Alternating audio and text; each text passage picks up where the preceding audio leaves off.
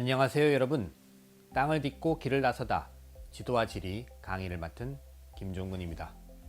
앞서 살펴본 대동여지도의 지도표를 검토해보면 대동여지도의 성격과 김정호의 제작 의도를 간접적으로나마 알 수 있습니다. 즉 김정호는 지도에 수록된 중요 항목에 대해서 지도표라는 기호식 표현 방식을 제시하고 있어요. 전체 14항목으로 말이죠. 그 14항목은 영하, 읍지, 성지, 진보, 역참, 창고, 목소, 봉수, 능침, 박리, 고현, 고진보, 고산성, 도로입니다. 대동여지도는 이 외에도 누정, 사찰, 사원 등 문화적 요소들도 많이 포함하고 있습니다. 하지만 지도표에 수록된 것은 위의 항목뿐입니다. 이들 항목은 국가의 행정, 군사, 재정과 관련된 것으로 나라를 다스리는 데 기묘한 사항들입니다. 특히 성지, 진보, 봉수, 산성과 같은 군사적 항목의 비중이 높은 것은 대동여지도가 행정적 용도보다는 국방의 필요에서 제작되었음을 시사합니다. 김정호가 신원과 같은 고위 무관의 후원을 받은 점이 그렇고요. 대동여지도의 지도 유설과 동여도의 여백에 쓰인 군사 관련 주기는 이러한 가능성을 뒷받침해 줍니다. 19세기 빈번한 외국 선박의 출몰, 두 차례에 걸친 아편전쟁 등은 조선의 조정과 민간의 위기의식을 심어주었습니다. 이로 인한 국방의 정비는 중요한 사안이었던 것입니다. 이러한 시기에 제작된 대동여지도는 다른 항목보다도 군사적 항목에 중점을 두게 되었던 것으로 보입니다.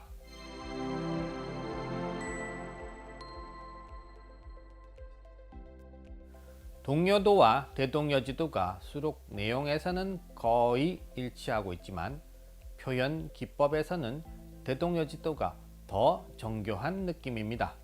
대동여지도의 산지 표현은 조선의 전통적 산천 인식 체계를 반영해 이어진 산줄기의 형태로 되어 있습니다. 이 점은 동여도와 유사합니다. 하지만 산지의 험준과 산줄기의 폭과 높이 등이 반영되었다는 차이가 있지요. 동여도에서는 산줄기의 험준을 특별히 고려하지 않고 표현하였습니다. 험준한 동부나 낮은 구릉선 산지인 서해 연안이 같은 굵기로 처리되었지요.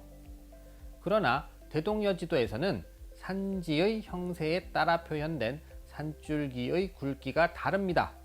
또 산줄기가 모이고 갈라지는 지점과 높은 산이 있는 곳은 크게 그려 강조했습니다. 특히 유명한 산들의 봉우리는 흑색이 아닌 백색으로 표현한 것이 눈길을 끕니다. 실제로 그의 지도 유설에서는 산지에 특치, 병치, 연치, 첩치 등으로 유형을 분류했는데요. 실제 지도상에서도 산지를 일률적으로 표현하지 않고 실제 형세를 반영하려고 했음을 알 수 있습니다. 대동여지도에서 볼 수 있는 산지의 표현 방법은 외국의 고지도에서는 흔히 볼 수 없는 것입니다. 그래서 우리나라 전통 지도학의 특징으로서 지적되어 왔지요.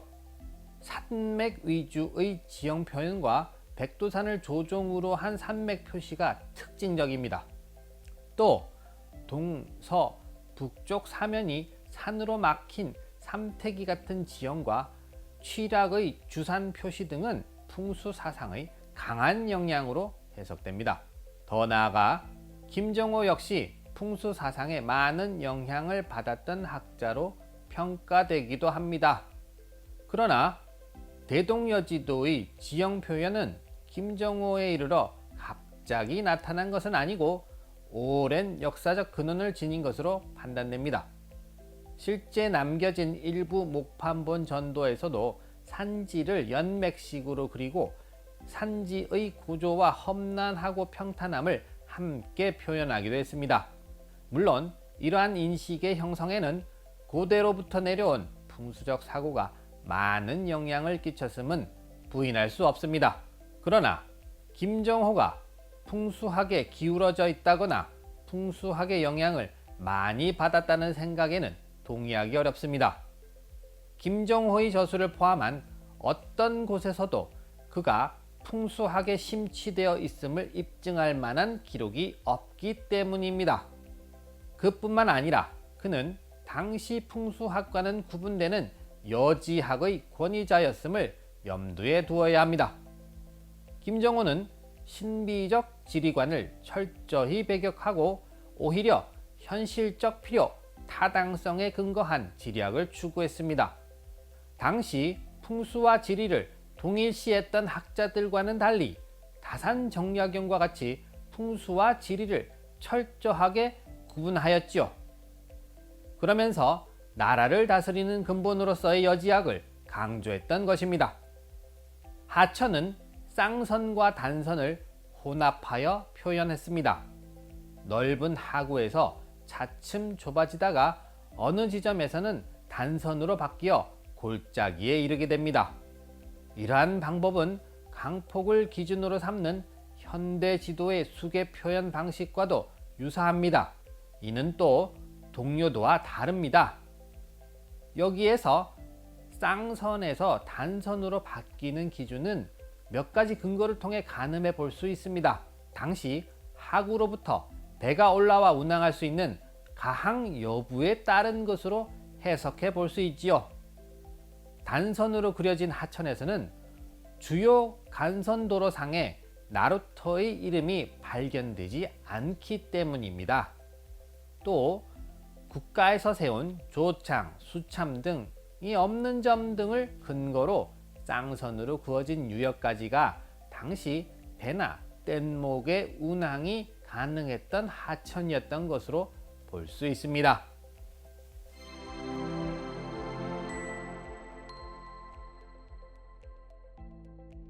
대동여지도는 기본적으로 방격법을 바탕으로 합니다. 심리 방안을 사용했는데 방안의 크기가 2.5cm 정도입니다. 바꿔 말하면 실제의 심리 거리를 지도상 2.5cm로 축소시킨 것입니다. 그런데 정확한 축적을 계산하기 위해서는 과거 조선시대의 심리가 현재 미터법으로 얼마에 해당하는지의 문제가 해결되어야 합니다. 그러나 조선시대의 도량형이 전 시기를 아울러 일관되게 통일되지 못했습니다. 이 때문에 정확한 축척의 계산은 애초 한계를 지닐 수밖에 없습니다. 왜 조선시대의 도량형은 통일되지 못했나요? 조선시대의 도량형은 국가적 차원에서 공포하여 시행했더라도 시간이 경과하면서 각 지역별로 차이가 발생했습니다.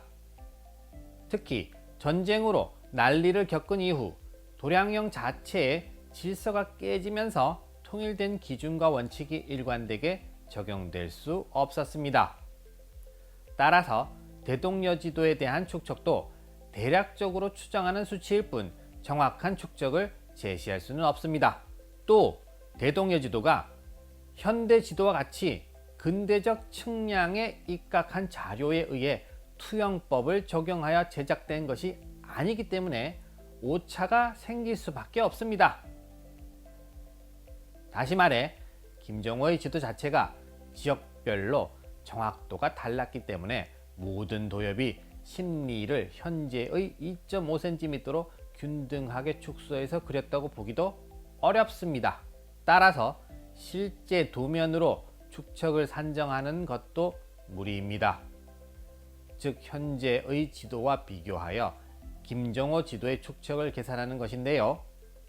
현재와 달리 지역별로 오차와 왜곡이 있는 김정호의 지도를 1대1로 비교하는 것은 무리입니다.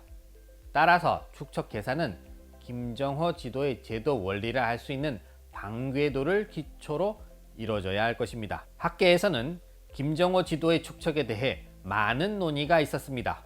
그리고 이와 같은 다양한 축척의 논의는 크게 두 가지 정도로 압축됩니다.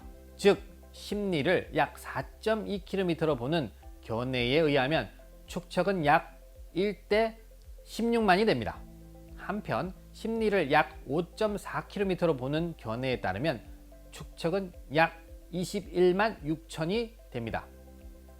일대 16만 계열의 축척을 주장하는 견해는 지도의 크기와 실제 지표면의 크기를 대비하여 축척을 계산한 것으로 면적, 지점 간의 거리 등으로 계산한 것입니다.